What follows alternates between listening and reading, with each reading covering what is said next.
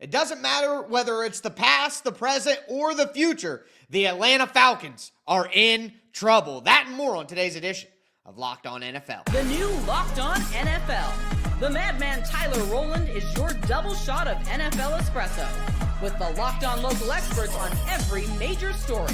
Get ready. Rowland is revving up. The new Locked On NFL starts now. Locked On Podcast Network. Your team every day. Football fans, welcome in to the Locked On NFL podcast, bringing you a double dose of the NFL's biggest stories with help from our local experts that know your favorite teams like no one else. I am your host, the madman, Tyler Rowland, joined today by Locked On NFL expert Lauren Cox. On today's episode, we'll talk about the Dallas Cowboys, new additions, doing pretty well for them in a beatdown of the Las Vegas Raiders. We're going to talk about two teams in the AFC South who stayed alive in Week 11, but we got to start with all of this big-time quarterback news and specifically two injuries to starting quarterbacks, one in the NFC, one in the AFC, the Atlanta Falcons, obviously one of those teams. Before we get into it, I do want to thank you for making Locked On NFL your first listen, and thank you for making the Locked On Podcast Network the #1 sports podcast network. Today's episode is brought to you by FanDuel. Right now, new customers can bet just $5, and if your bet wins, you'll get $300 in bonus bets to use across the app. But Lauren, we got the big news on Monday. Michael Penix will be out the rest of the season. He's got another knee injury. He's had multiple knee injuries, ACLs in the same knee twice in college. He has had season-ending surgery like 5 out of the 8 seasons he's been in the NFL or in college football. Not looking good for the Atlanta Falcons. Yeah, and one of those things that starts to really crumble the whole big picture plan for the organization of not only is he just not out there playing for your team, but he's not getting that time to develop and practice and go through the offseason. And that's when a lot of the quarterback growth really happens. And he's missing that in addition to the games that they're not having him out there for. Yeah, I mean, it has a domino effect. And look, it's not even just how it impacts the offense, Michael Penix, the future of the Falcons. It brings up the past and a move that they just made in April that looks even more risky now. And so the long-term future of Michael Penix is now in doubt as the Falcons starting quarterback. And the Falcons can't simply move on with the first-round pick next year because they traded that away to the LA Rams. And so this is still a developing story.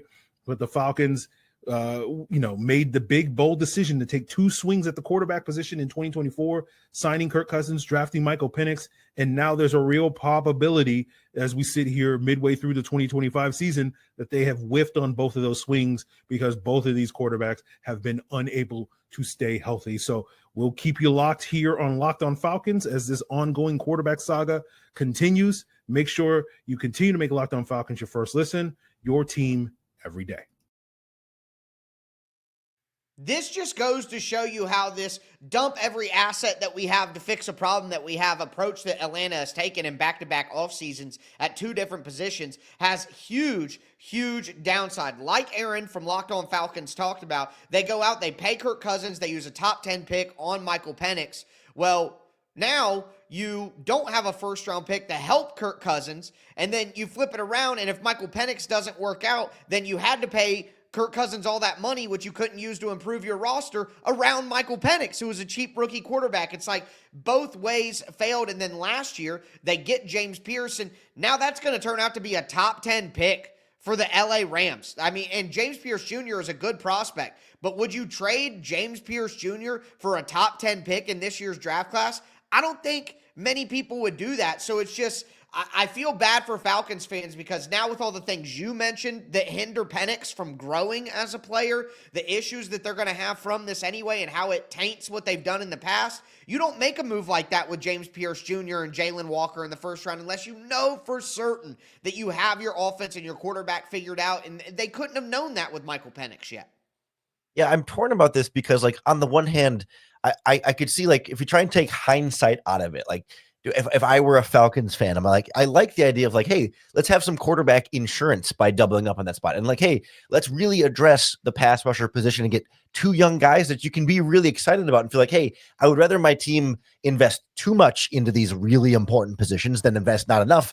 On the other hand, maybe hindsight adds to it. You see some desperation in both those moves. Like, oh crap, we got to get a quarterback. So let's double up. Even if we're not in love with either option, we just feel desperate. And kind of same thing with the pass rush. This was not a strong pass rush draft class. And so rather than punt on it and wait a year, they said, no, we're going to double down on 2 pass rushers with plenty to like, but this was not like a loaded class where you feel like, oh, you got a bunch of options to really love. Like both of these moves had some real risk to them that maybe didn't have enough of that calculated in on the front end. Yeah, and you just have to feel so flat about what the Falcons can be going forward. But hey, if James Pierce Jr., who has had flashes this year, if he turns it on, is a top 10 edge rusher, is a really great player, then it won't matter as much. But right now, looking at the series of events, you have to feel like the Atlanta Falcons are not very happy. And now you're looking at the coaching staff in year 2. Are they going to get the boot? It could just have a major impact on the future for the Falcons. Speaking of the future for the Pittsburgh Steelers is up in the air now as there's an injury to Aaron Rodgers. And my guy Chris Carter from Locked On Steelers talked about the questions that remain now after Rodgers went out with an injury. Aaron Rodgers gets injured. Mason Rudolph comes in and throws a touchdown. Big questions about Aaron Rodgers. He did not come back out for the second half. And Mike Tomlin said he didn't see him until after the game, where he said he was excited. Aaron Rodgers was excited that they won. But I got big questions about what's happening with Aaron Rodgers. But for him to go in with a left wrist injury, which is his non-throwing hand, and to not come back out, that seems as serious, or something else is going on there. We'll keep all eyes on that on Locked On Steelers. Tune in wherever you get your podcast and on YouTube. And now we know that there's a wrist fracture in the left wrist, and it's just like, these are the issues with having an older quarterback. That's why they call football a young man's game, because you take a beating, and when the Steelers' offensive line has been up and down, like, it's no surprise that Aaron Rodgers eventually had to deal with serious injury with his age and their pass protection. Yeah, and in the AFC North right now, the margin of error is so slim. And it sounds like he's gonna push to play. Ian Rappaport said, like, there's a if he can still, because it's the left wrist, right? If he can still take the snap from under center, I mean, he's not throwing with that left hand, so it doesn't necessarily need to be, the most perfect health. Because I mean, if I'm Pittsburgh, I don't feel like I can get by with Mason Rudolph and like win football games. I mean, they got the Bears this week, then the Bills and the Ravens before maybe a break against the Dolphins. Although the Dolphins have been playing better too. Like this is not the kind of stretch where you say, hey, can we get by for a game or two? Like it's crunch time right now with the Bengals and the Ravens, nipping at their heels. And honestly, I just think that you look at Rodgers over the last couple of weeks, his body language hasn't been great. He's been kind of cantankerous, more than normal. I mean, we know that that's Aaron Rodgers' salty personality. We know that, but it just seems more than normal. And I think it probably is. He's probably not feeling too great. He's been banged up, and he may be able to play through this. But once he gets into pain and then the other stuff starts to hurt too, and he's got to move around and make plays and I just don't have a lot of faith in the Steelers to kind of figure this thing out with a banged-up Rodgers going forward. But at his age, you kind of had to know that would be the case at this point, right? Especially just because they haven't really been able to like run the ball super consistently with Jalen Warren and Kenneth Gainwell and stuff. Like it just hasn't been where they want it to be. They've had to rely on Rodgers, I think, more and more. And you get Rodgers so he can be a quarterback you can rely on a little bit more than like Justin Fields and Russell Wilson. But also, you don't want to have to rely on a 41-year-old quarterback to be able to do all of your offense all the time because of things like this, and because he's not as mobile as he used to be, because he's not quite the same playmaker he once was. It's why we talk so much about whether they should go out and make a big addition at wide receiver at the trade deadline. And ultimately, they more or less, they certainly stand pat there and try and lean on this defense. But boy, when you take away really the only thing on offense that's been working for you, now all of a sudden you're in some real trouble here, potentially. Yeah. And they won this week. They demolished the Bengals, who have completely fallen apart. We'll talk about why the Bengals are in an even worse spot this week with Jamar Chase missing the game. But yeah, I just think it's hard to believe in the Steelers because the one major flaw that could sink them as a team was that offensive line. And sadly, they have not lived up to the standard throughout the season to where you can believe in this team going forward. But you mentioned Justin Fields' name. It looks like the last piece of quarterback news we're going to hit on here is that Justin Fields has been benched. The Jets are going to Tyrod Taylor, and my guy John Butchko from Locked On Jets talked about the move. Tyrod Taylor is starting Week 12 against the Baltimore Ravens. Justin Fields is heading to the bench. It's a move the Jets had to make. It's not just that Justin Fields has been bad. It's that aside from 3 games, Pittsburgh, Miami, and Cincinnati, he's been so bad that the offense has had no chance to move the ball, and the Jets have really had no chance to win games. The Jets signed Fields hoping that he would build on his physical ability, that he'd improve from what he did in Chicago and Pittsburgh. If anything, he's regressed. It's not that Tyrod Taylor gives the Jets a great chance to win going forward, but Fields' play has been so erratic that it has to give them a better chance. And even though the team's 2-8, you still have to try and win games, and you still have to put the best players on the field. Right now for the Jets, that's Tyrod Taylor. And I don't think this is any surprise either. You're someone who knows Justin Fields very well. There's not much to say about the Jets in a down season, but it is news that, they are making the change, but I don't think it's going to matter much.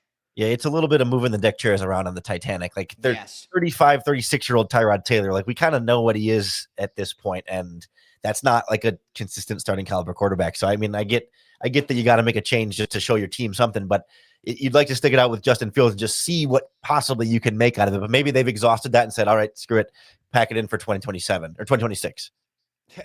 Well, the years are going by quickly, Lauren, so I don't blame you there. I'm fine with simming to 2026, 2027 for my Tennessee Titans, though. But speaking of I think the AFC South. The Jets are for 27 too, yeah. Absolutely. If they could, they absolutely would. But you mentioned something that made me think of the pathetic Titans, who are in the AFC South, where there are 2 teams who we thought would be disappointments but are staying in it, climbing back in it. It's the Jacksonville Jaguars, the Houston Texans, and we're talking about backup quarterbacks. Davis Mills getting the job done for the Texans. Do want to let you know that today's episode is brought to you by FanDuel Sportsbook. The NBA is back, and there's no better place to get in on the action than FanDuel, the official sports betting partner of the NBA. Even if you miss the start of a game, you want to ride the hot hand, FanDuel has live bets on everything from who's going to score next to fourth quarter comebacks. Plus, you can even combine your live bets into a same game parlay for a shot at a bigger payout. It keeps every game exciting, especially when your team is making that late push. Right now, FanDuel is giving new customers $300 in bonus bets when your first $5 bet wins. Again, FanDuel is giving new customers $300 in bonus bets when your first $5 bet wins. So head to FanDuel.com to sign up and play your game with FanDuel, the official sports betting partner of the NBA.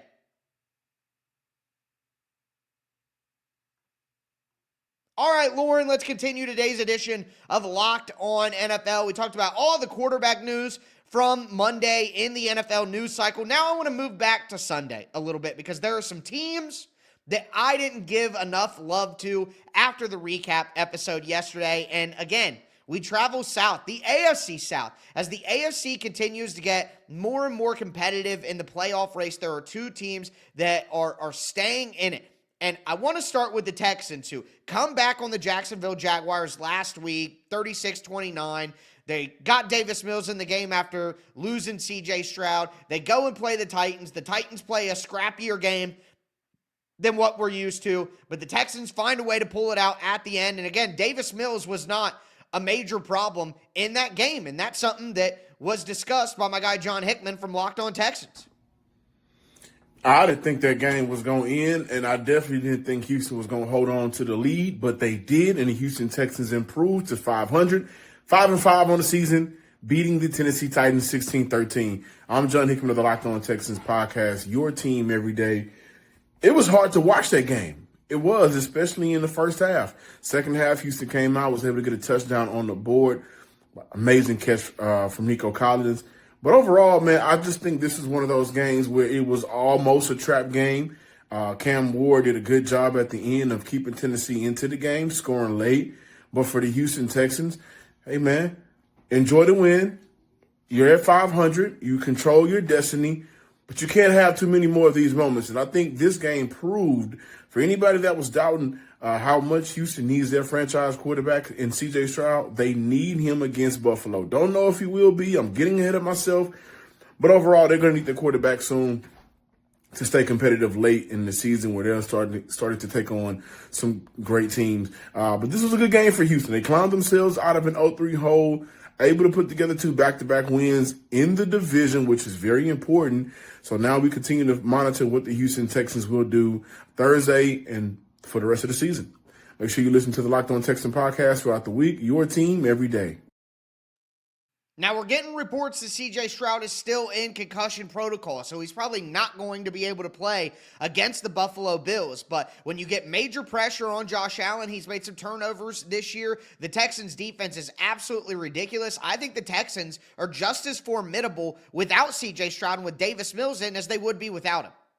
Yeah, I wonder how many people listening to this podcast know that as of now, the Houston Texans defense ranks number 1 in points and yards allowed this season. Like, they're not just good. Yep. They've been the best in the NFL this season. And that gives you some leeway there with Davis Mills, that he doesn't have to be Superman and make all these big plays. And I think he's gotten away with some throws here and there, but I think he played his sharpest game against Tennessee Titans, albeit not necessarily the shocker. The best defense he's played against. But like, no, he's somebody who you put a strong enough supporting cast around him, he can win you some games and can get you by, at least in some of the, against maybe not the world's most difficult opponents here, but still, right there in divisional games that absolutely matter. And even though the Titans aren't that good, like, divisional games are always going to be tough in these matchups. So on the road too, they can absolutely get by. I think we should be cautious getting too hyped up about Davis Mills. I think the numbers get inflated by 40 plus pass attempts per game when he's just throwing it over and over and over again. But like, we also don't have to take it away from him and say, hey, he's played really well too.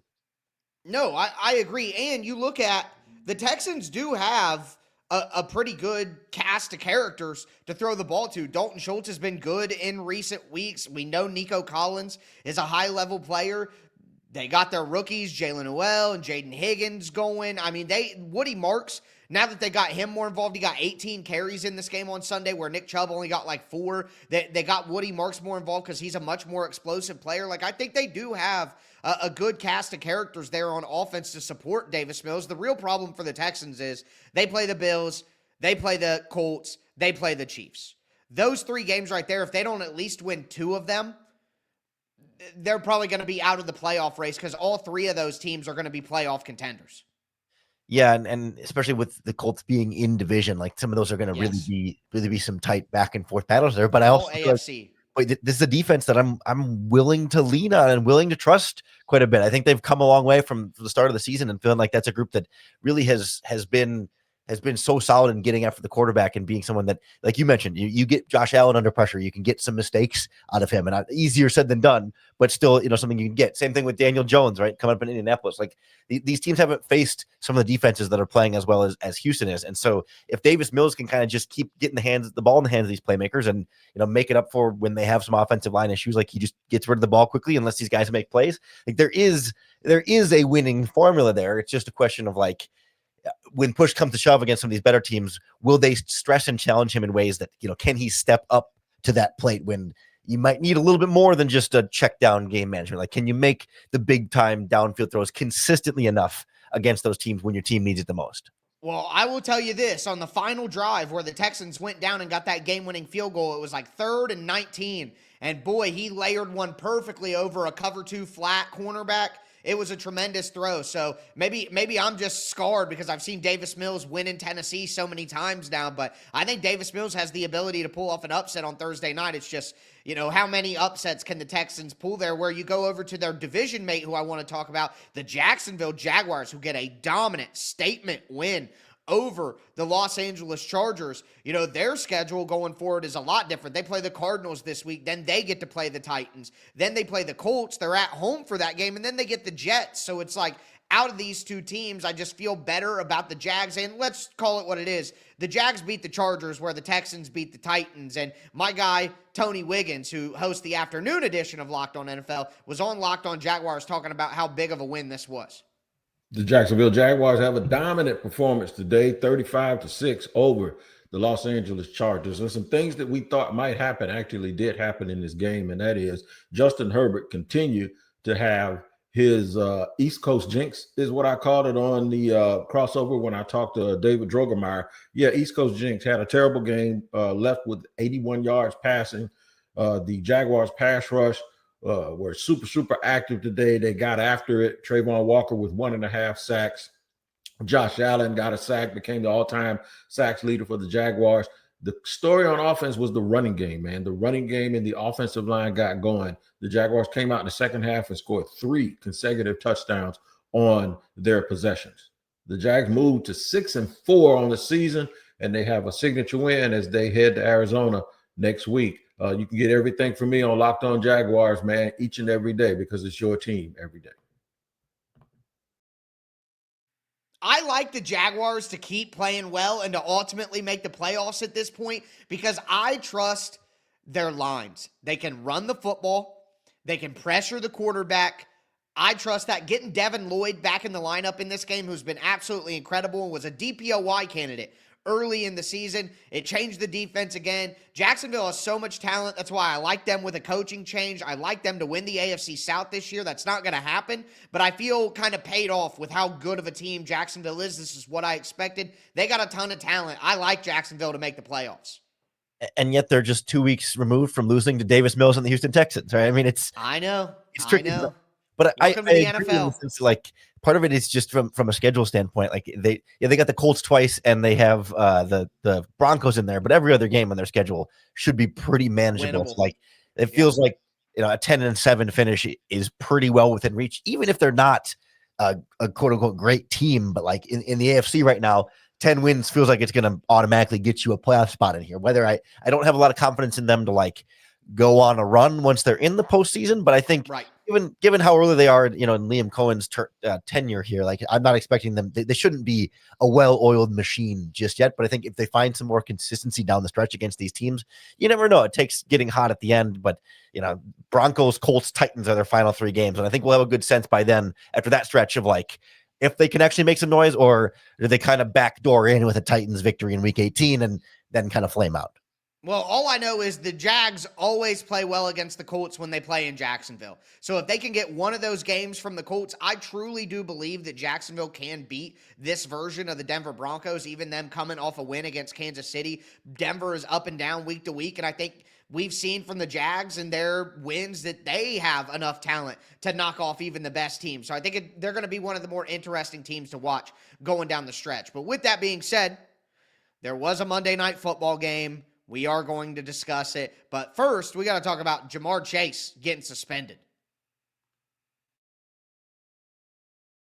Today's show is brought to you by our friends over there at Peloton. Look, folks, it's time to break through the busiest time of the year with a brand new Peloton cross-training Tread Plus that's powered by Peloton IQ. It's Peloton's most elevated technology and equipment yet that gives you real-time guidance, and it gives you endless ways to move, whether you want to work out by yourself or if you want to work out with your favorite instructor, like my personal favorite, Alex Toussaint. He always gets me fired up to tackle the day. And the thing I like about Peloton, it helps me achieve more in less times. They have features that help you plan, stay motivated, track your progress, and Peloton IQ also provides personalized workout plans and recommendations. That's something that I use right now during the busiest time of the year covering the NFL. They plan my workouts for me based on my mood, my vibe, and also my favorite instructors. So make sure you check it out and use it because it also helps you correct your form in real time, and it maximizes your reps. It counts your reps so that you can do it smarter, safer, and more efficient. Let yourself run, lift, flex, push, and go. Explore the new Peloton cross-training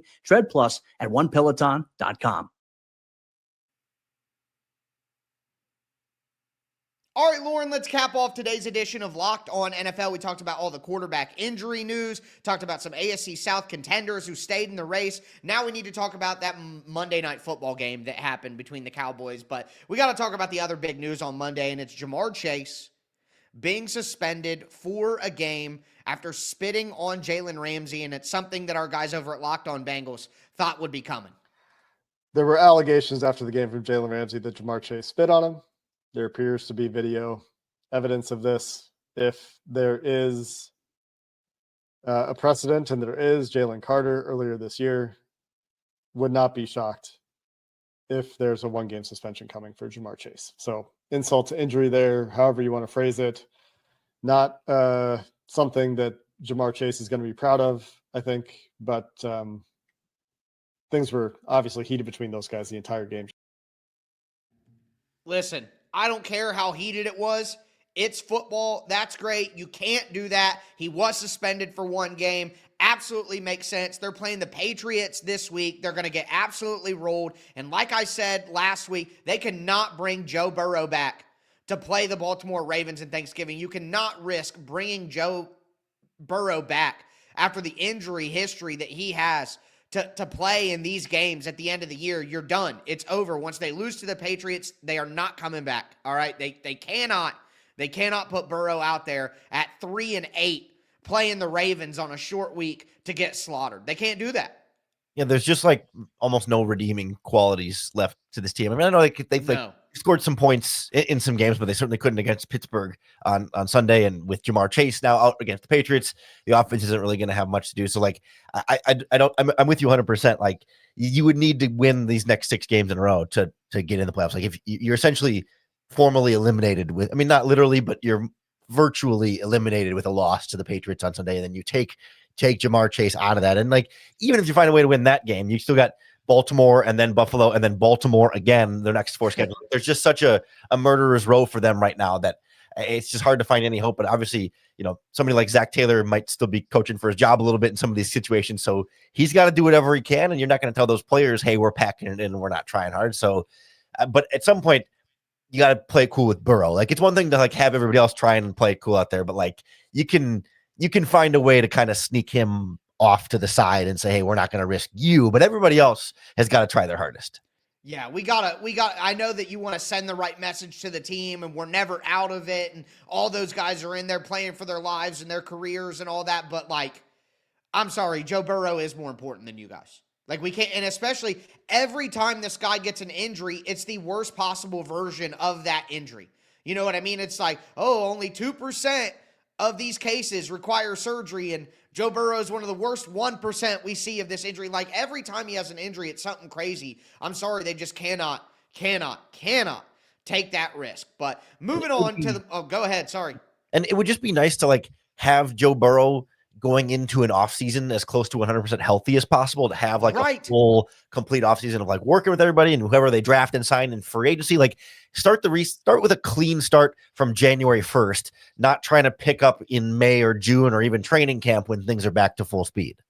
Yeah, I just think it's crazy to me. It's just asinine to me that they would consider it based on what I said, what you just said. It just doesn't make any sense whatsoever. But with that being said, Dallas Cowboys, Monday Night Football, big-time win. My guy Landon McCool, who you just heard yesterday on Locked On NFL, broke down the Cowboys' big-time win that was never really in question. Everything went the Cowboys' way tonight as Quinnen Williams shows up and immediately makes his presence felt, while Dak Prescott throws for 4 touchdowns and the Cowboys roll against the Raiders 33-16 in Las Vegas on Monday night. Hi, I'm Landon McCool with the Locked On Cowboys podcast, and Quinnen Williams and the Cowboys defense looks completely different than the way they did before the trade, as the Cowboys immediately see returns on that great trade as he gets 1.5 sacks tonight. And the rest of the defensive tackles also getting into the action, as Osa Odigizua had a key sack at the end of the game. Kenny Clark had a fantastic game overall. Cowboys defense looks completely transformed, and the Cowboys offense looks reinvigorated. The run game was more efficient as they rushed for over 120 yards. Pickens and Lamb both had touchdowns, as Pickens had an incredible 150-plus yard touchdown performance. 150-yard receiving touchdown performance as well. So everything came up Cowboys today, and everything's looking good coming out of the bye. For more on this, make sure you check us out on the Locked On Cowboys podcast. The Cowboys were always going to be better with all of the additions that they put on the defensive side of the ball, but the reality is it's too little too late for the Cowboys. Like, in the NFC, there's just no way they're coming back. Yeah, I'm not sure we learned a ton about Dallas in this game. Yeah. When Dak's been healthy and not turning the ball over, like, they put up a lot of points offensively. I mean, if anything, I was a little bit more disappointed that the Raiders weren't able to put up a little bit better of a fight. I know they haven't been a good team this season, but like, we just saw them play the Broncos close, and they took the Jaguars to overtime before that. Like, there was some feistiness in them being able to play up, especially knowing that the Cowboys defense has been pretty vulnerable this season, but Geno Smith just couldn't really get anything going consistently through the air. And then there was nothing close to a ground game. I don't know why Pete Carroll abandoned the run pretty early in this game before you got to a big deficit. And by the second half, you're down 3 scores or whatever, or 2 scores. So you're not going to run the ball there. But like, man, it just felt like the Raiders getting in their own way a little bit along the way when Dallas had opportunities in front of it for them, and the Raiders just couldn't take advantage. Yeah, I think what you wanted if you were a Raiders fan is you wanted the team to get way more competitive overnight, even if they aren't, a playoff team. You add Pete Carroll as a veteran head coach, oldest head coach in NFL history. At this point, you add Geno Smith, a veteran quarterback. You add Ashton Genty, which is like a win now move when you're drafting a running back that high in the draft. And they have done the total opposite of that. They haven't been as competitive as you wanted. They haven't been a team that can win games the way that you expected. Geno Smith has looked bad. They haven't used Ashton Genty to max capacity. It looks like a wasted pick at this time with how bad the offensive line has been throughout the year. I think both of these teams, even with different expectation levels, both of these teams have been massive disappointments. And I feel like from a Raiders standpoint, you can't end those drives in field goals. You got to be able to get points again. And why would you? Why would you not be more aggressive when you're 2-8, 2-7? You know what I mean? Yeah, it's one thing when it's the end of the first half and clock time is running out, so you just got to settle for a field goal there. But man, you just feel like with the vulnerability you got in the back end. I know your offensive line is struggling with Milton Williams and stuff, or not Milton Williams, with Quinnen Williams and stuff on the interior. But you would think that a veteran coach like Pete Carroll with someone like Chip Kelly, who's called a lot of football and is really good at, getting rid of the ball quickly when you have pass rush problems. I don't know, just it feels like with the Raiders, there's a formula there. The pieces are there. It just never comes together the way you want it to.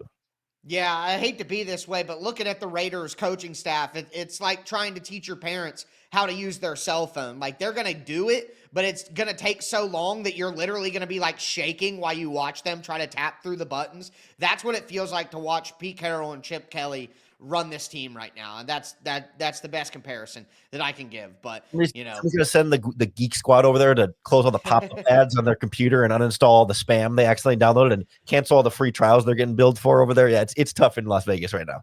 Yeah, the Geek Squad could be like Chris Shula or Jesse Minter or something like that, maybe, to come over there and save the Raiders, although I doubt they only give Pete Carroll one season. Tom Brady in the owner's box got to do something, right? Yeah. See him out there on the field. I could see him move eventually. He loves that control. But with that being said, that is going to do it for today's edition of Locked On NFL. I am your host, the Madman, Tyler Rowland, for my co-host, Lauren Cox. As we tell you every episode, thanks for tuning in, and stay safe out there.